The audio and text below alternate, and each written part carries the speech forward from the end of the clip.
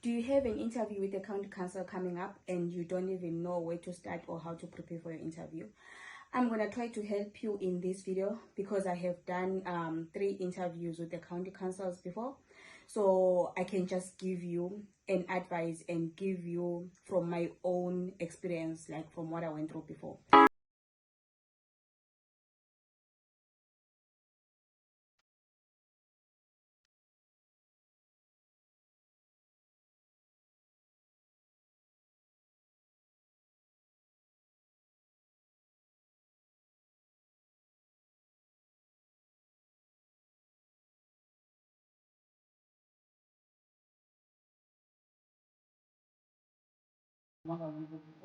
I have done the interview with Dublin City Council, Louth County Council, and the Longford County Council. So I feel like my interviews were all similar in a way. So first things first, most of the interviews, they are done online, like they will send you a link for the online interview, but sometimes they can ask you to come to the offices to do the interview face to face. So whether you are doing it face to face or online, the procedure is still the same that you have to follow.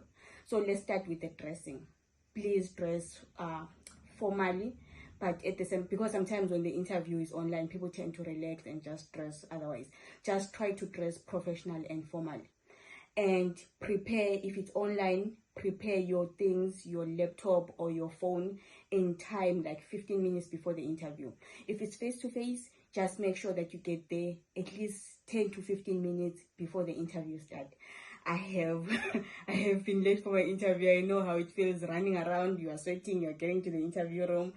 Oh my goodness, just get there in time so that you don't have to be under pressure because of you are late. Then you won't even know or how to manage your interview because you have been late. Okay, then done with the dressing up, I have some notes here that I put down so that I don't forget like everything that I want to talk about. Okay, before we start, try to bring your notes with you, whether online or face to face. Try to bring your notes with you. I would say even that form that you filled when you were applying for the job, try to print it out and bring it with you. In that way, you can remember the things that you said on the form so that you stick to them even on the interview. Those people, they might be having your questionnaire or that paper with them to see like what you said before, and try to make, yes, they will ask you similar questions or same questions. You don't have to say everything exactly, but I know there are those 3 questions where they ask you the STAR technique thing, where you dealt with a client or you dealt with a member of public, and how you answered and how you helped them. So now you're going to answer similar questions in the interview, but don't try to cram what you wrote. Just be prepared and know what you wrote and know about yourself. I'm sure you were writing about yourself, right? Okay, so having that said, let's start with the interview. So they will start with the normal questions like, tell me about yourself. Guys, the tell me about yourself question, all of us, we know everything about ourselves, but the minute someone says tell me about yourself, you just get lost and you go blank. So what I do with tell me about yourself question, I start from my education history. So I may talk a bit about my education, then come to my work experience, then talk about my work experience, especially the experience that is related to the interview that you are doing, whether you are doing the interview about the administration or about the water or the roads or whatever. Just try to make the experience that you are talking about to match the position that you are applying for at the moment. Okay, then you can talk about other achievements that you have achieved, like being a member of society, being a member of a certain volunteer group. You can also add those, but start with the education and following with your experience. Try to explain much about the experience, then talk about other groups or organizations that you are part of. Okay, then they will start asking you questions that it depends. There is a structure, but guys, anyone can ask you what they want to ask you, like in that interview, because we are all different, we all think different. Okay, so the main questions is, number 1, tell me about yourself. Number 2, that I have got the most was when they start coming to the STAR technique. I think this STAR technique is used on their questionnaire and on the interview.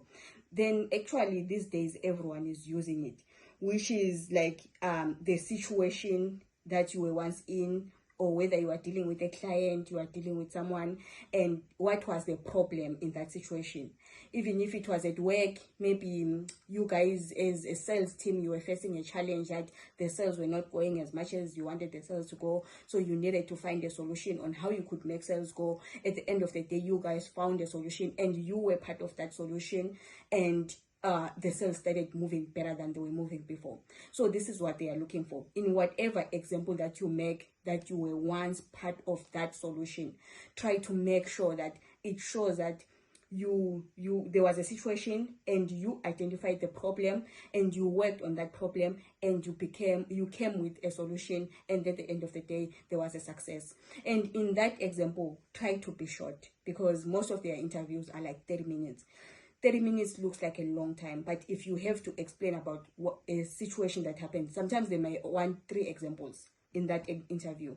So if you're gonna start explaining a whole story and making it too long to a point, they will actually cut you, and once they cut you, you're not gonna be confident enough to continue with other stories or to continue telling them on other situations where you overcame again, because now you are feeling a bit down. You know, when you are still trying to tell someone something, then they're like, stop, time is not on our side. Then you just like you can't, like you lose energy. So try to be fast. Like I would say every story, or every, let me not say a story because a story sounds like a lie, like every situation that you were once in and you became a problem solver and you came with a solution, try to make it at least less than 3 minutes or 3 minutes, so that they have time to ask you other things, because they have a lot of questions that they want to ask you. At the same time, they are trying to get the most out of you. Then now, depending on, because normally you're going to be interviewed by 3 people. I forgot to say this when we were starting the video. It's a panel interview. You're gonna get 3 or 4 or 2 people interviewing you. I have never got an interview with a county council, then find 1 person interviewing me. It's very rare. So what they do is maybe 3 people or 4 people. So if you are applying for an engineering position, there's gonna be a senior engineer there. There's gonna be a person from the HR team. There's gonna be maybe someone from the other department. But believe me, they will be like professionals in different areas. Then those people, they will ask you things that are related to what they do. So if now there is a person from the HR team, of course, they want to know if you are a good employee, why should they hire you? Like they will ask you, why do you want to work for the county council?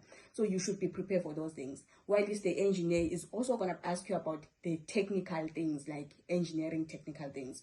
So just try to be prepared in everything. Then the simplest thing ever that I think it's obvious, but most people, they tend to forget: do a deep research about the county council. What do they do? What's their purpose? Like right now, as you are sitting there, what do county councils do in your area where you live? What do they save? So it's a long, I would make another video explaining what county councils do and stuff. But for your own advice, like go to the website of the county council that you're applying for. Look at their project that they are currently busy on. Look at the awards that they have won. Look at the things that they have done. Most of the things, if you follow them on Facebook, follow even, I do this, but I don't know if it's a good thing or not. Whenever I'm going to have an interview with the county council people, I go on Facebook and on LinkedIn, I check their profiles, because they will give you the names of the interviewers few days before the interview date. So I just go to their profiles, so that I feel like if I get to meet the person before really meeting them and read about what they have done, achievements that they have done before, it makes me feel like I know them already. So when I'm talking, when I feel like I know them, when I'm talking to them on the interview date, I can actually talk to the person that, okay, I know this person likes this, and this person has achieved this and this in life. So then I can like talk to them as if I know them.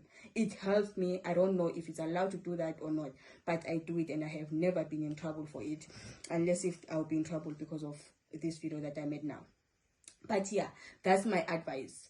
So I would say that's it with county council interview preparations. As long as you know about the county councils around you, what do they say, what do they do, and you prepare the story like about yourself, tell them properly about yourself. When you answer them the question, tell me about yourself, sell yourself out there to a point that even anyone who's not even looking to buy someone, they can start buying you because you manage to sell yourself. Yeah, I think that is it. I'm gonna make another video explaining what do county councils do and what's their job and what's their purpose in our own society around us.